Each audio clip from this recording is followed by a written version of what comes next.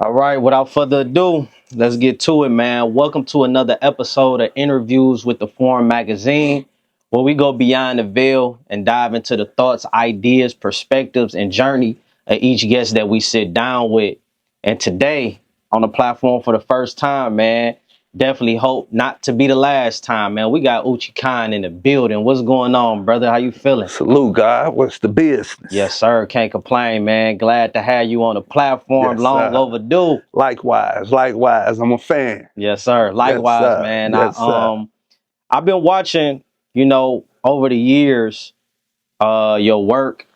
I've seen you when I like do my research and I look at different things, man. You actually got a plethora of content, Yes, sir. Low key. yeah, low key on Yeah. YouTube, man. Yeah. And I'm a fan of your thought process, Ah, your perspectives, your history.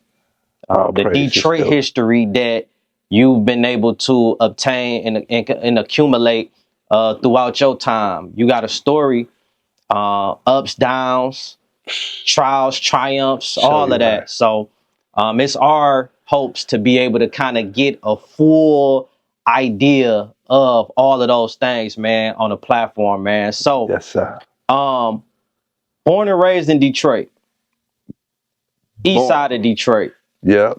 With a little South Side Chicago. Yes, sir. Yeah. Spin to it. Yeah. Yeah.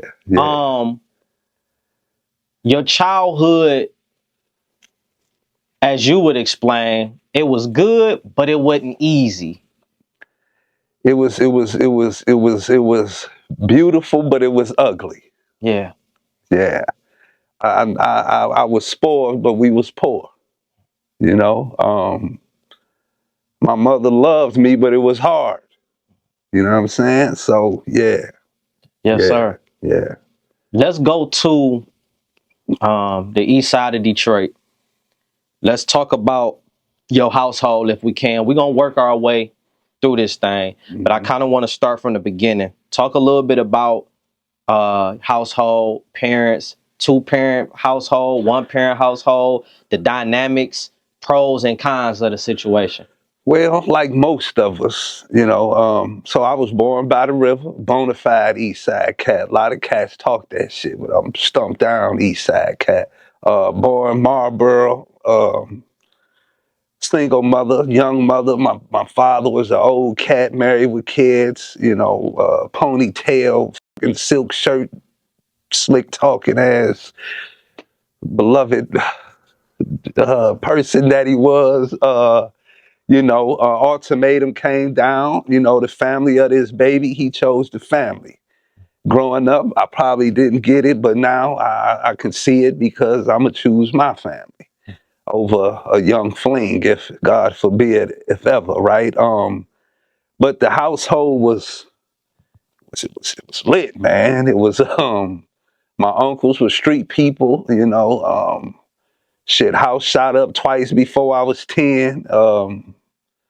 Saw crack when it first hit, at the table, and they was the type didn't hide nothing, So, my East Side life, bro, we lived shit from Jefferson, then, it was like a migration. What we call, the hood now, like the 48205, you was rich if you lived over there type shit, or so we thought, But, we went to Warren, Shoemaker, fucking, then we started coming down that cross Whittier, and crack came with us. Like, shit, Rochelle in the 80s, 87, this motherfucker was madness, man. You know what I'm And saying? that's a street, right? Yeah. All that's like that 6 Mile grass shit, 7 Mile. That's when that shit came in, but that shit was later, bro. And that's an interesting thing too. Just to kind of walk through it. You said that prior to the crack coming into the city of Detroit, that area would be considered Suburb. suburbs. What we call the red zone now was suburban shit.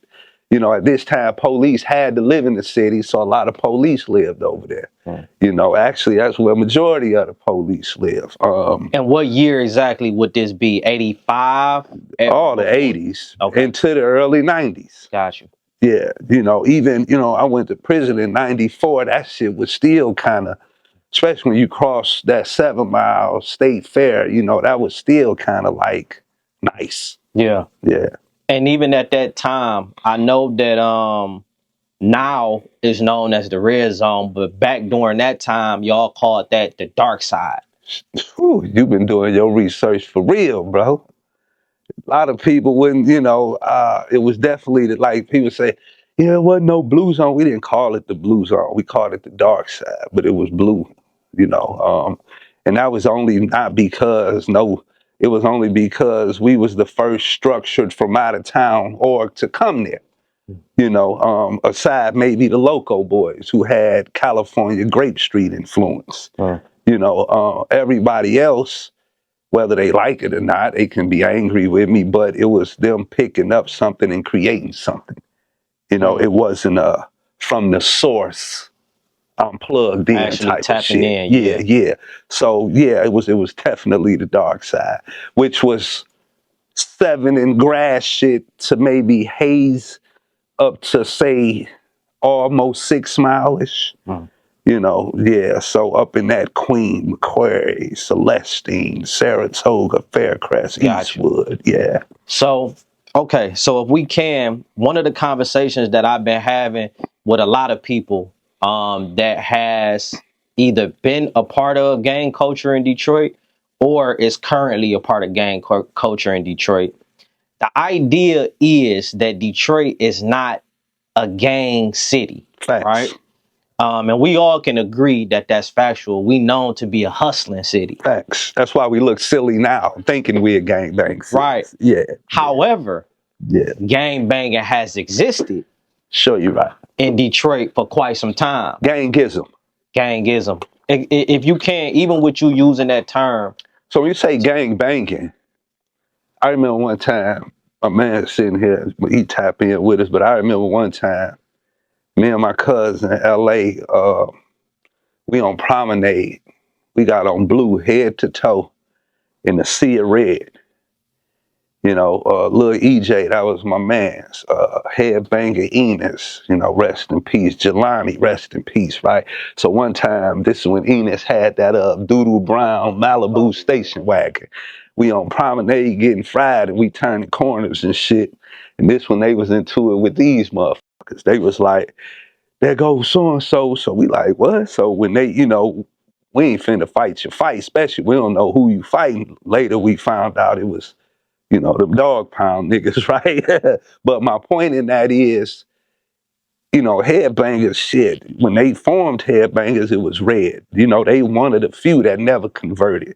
That's why I salute them, but we never fell out. You know And what when I'm you saying? say converted, you mean converted to Was the blue first. Gotcha. Was blue first and then turned red. Gotcha. Yeah. But we never fell out. We be down at Polydate and pulled up in the hood, So when you say gang banging, bro, even in Chicago, I never gang banged, bro.